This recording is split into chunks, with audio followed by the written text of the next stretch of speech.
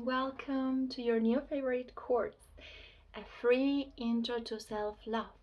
Thank you so much for being here, for working on yourself, for your own health and happiness, to improve yourself, to heal yourself, because that's gonna consequently improve the life of everybody around you, improve the whole planet, even because everything we do to ourselves, we're doing to others, to the collective to some extent. The happier you are, the better you feel, the more you can spread that happiness, the more you can spread those good vibes all around you. So, I am Mirena Fernandez. My specialization as a holistic therapist and coach is in psychotherapy and hypnosis, but I also use many other techniques such as nutrition, Ayurveda, traditional Indian medicine, yoga, tantra, breathwork, astrology and human design. I work with manifestation and law of attraction with different spiritual traditions. And all this, including as well ecology, deep ecology, and eco psychology, to provide a truly holistic view of your individual health in connection with social well-being and also environmental health and well-being, because as individuals we cannot really be happy and healthy, at least not in the long run, without a happy and healthy society and a happy and healthy planet. So to start with, I would encourage you to really reflect on what love is to you, right? And how the more you love yourself, the more you love others, or the more love you devote to yourself and fill yourself up with, you can share more of that with others. Because again, we cannot really share what we don't have so much of, what we have a scarcity of. And by the same token, we can abundantly share what we have an abundance of.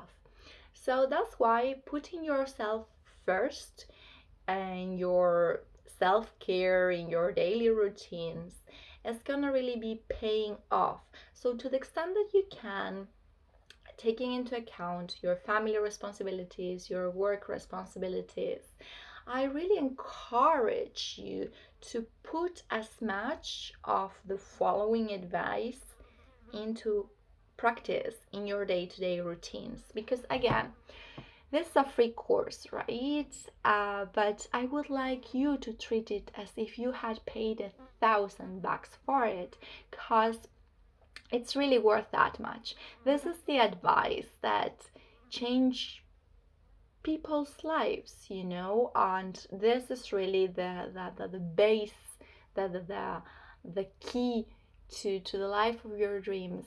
All the steps that I will be guiding you through are the keys to the transformation you're looking for. It's the consistent action that builds up over time, whose efficiency and efficacy increases exponentially over time, that is gonna take you where you want to be. In terms of whatever type of life goal you may have, whether it's about health, whether it's about work, whether it's about relationships, personal life, fitness, anything really, it's all about small incremental change and staying consistent.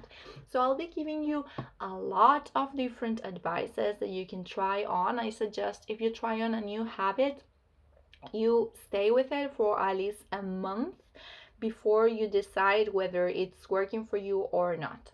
And I also suggest that you start with the low-hanging fruit, with whatever is easiest for you to implement into your routine that you already have in place, and whatever seems most enjoyable to you, because we're more likely to stick with habits, behaviors, whatever, that we enjoy. If we're enjoying the process, we're way more likely to stick with it and then get good results at the end of it. So you don't have to do everything that I am saying. These are all just suggestions, but if you take, even if it's just one or two or a few out of the different morning routine suggestions that I will be giving you in this lesson, evening routine suggestions that I will be giving you in our next lesson, and finally some of the self-hypnosis, emotional release,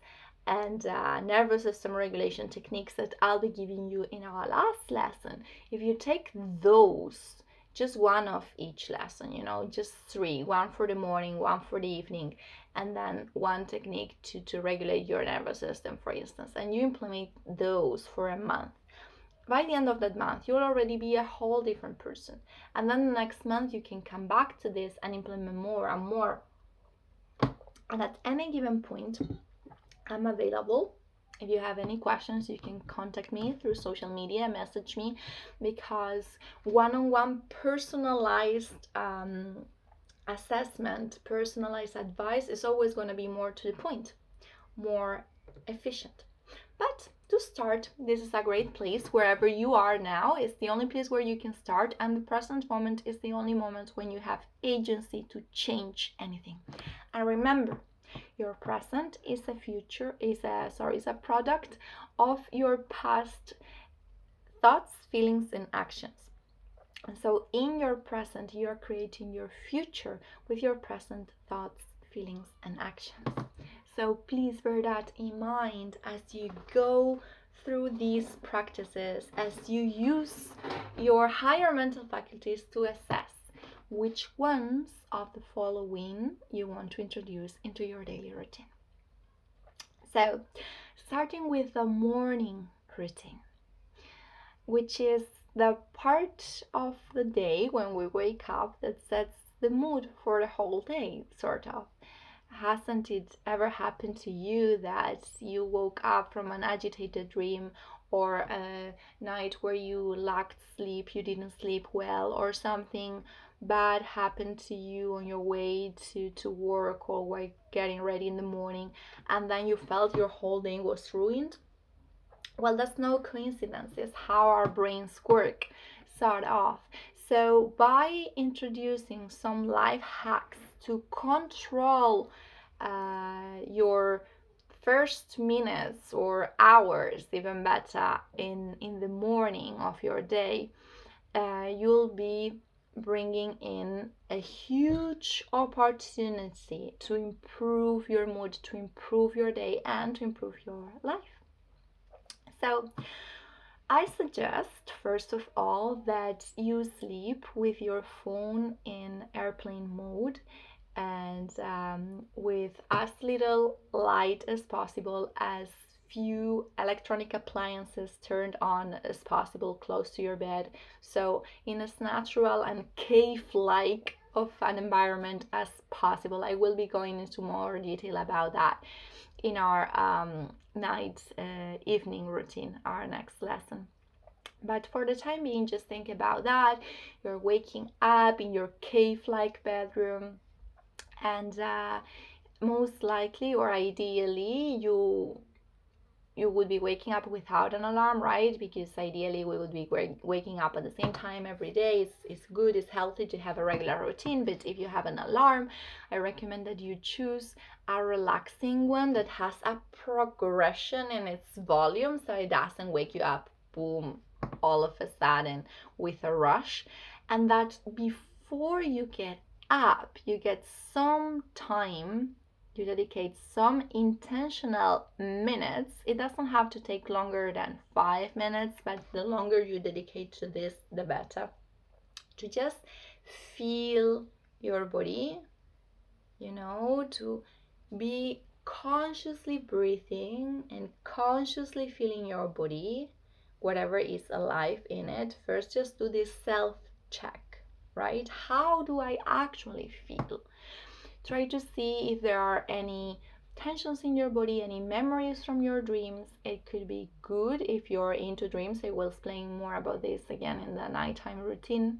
But to have a notebook next to your bed where you note your dreams down.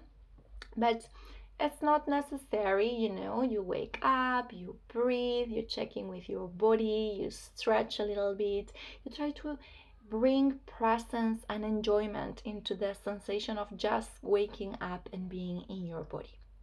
And here there are different things you can do. Once you've checked in with your body, and I would dedicate at least a minute to do that, it's good to engage in some visualization about your ideal outcomes for the day, for your life, and or in some gratitude. So counting your blessings. You can also engage in prayer, but from a place of gratitude. Prayer as in thanking the universe, God, whatever higher power you believe in, or asking for things, but try to ask again from a place of gratitude, because gratitude is the highest, most attractive vibration, together with love, unconditional love, that there is in the universe. So waking up, feeling your body, breathing consciously, choosing gratitude for whatever is alive in you. You can visualize ideal outcomes for your day, for your life. And once you're done with that, then you can get up. But it's good to break that reflex that many people have of getting up and immediately being up and running, because that just makes us feel more stressed. It increases the amount of cortisol circulating in our system, which is already high in the morning. So we want to take things as easy as we can, devote those first minutes of our day to our own self-check, to our own self-love. You can also do some positive affirmations while you're in bed or while you're getting ready in the morning. For different types of affirmations, I recommend that you check other sources, or you contact me if you have any doubts on how to craft your positive affirmations. But that's a very empowering practice to recognize your own worth every day and to connect to your vision and your goals every day. Then the first thing that you should do before intaking anything through your mouth, according to Ayurveda, traditional Indian medicine, is to cleanse your mouth, because throughout the night bacteria become accumulated in our mouth. That's why some people have a funny breath when they wake up. It's not your fault, it's almost a universal thing.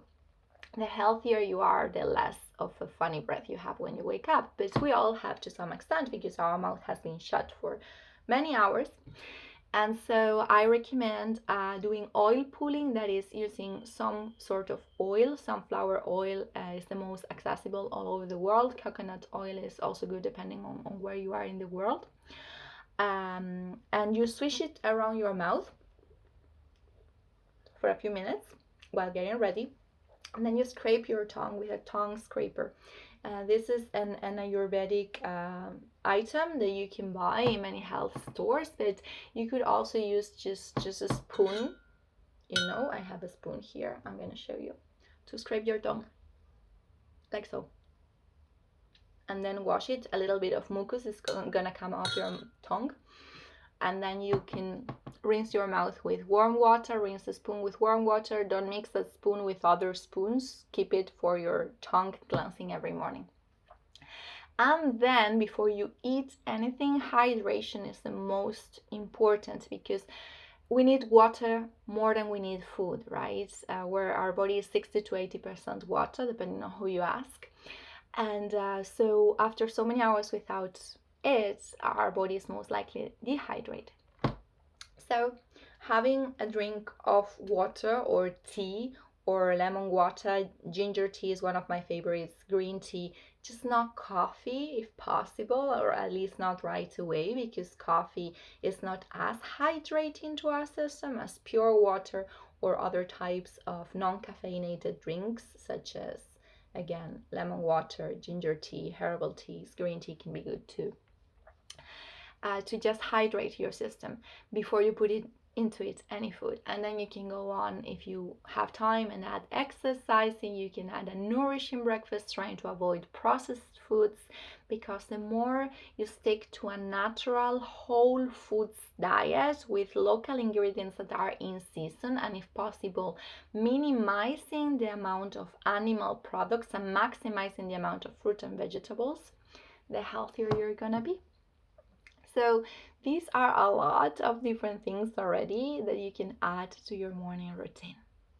Let me know if you try them out, and I look forward to seeing you in our next lesson about our evening routine.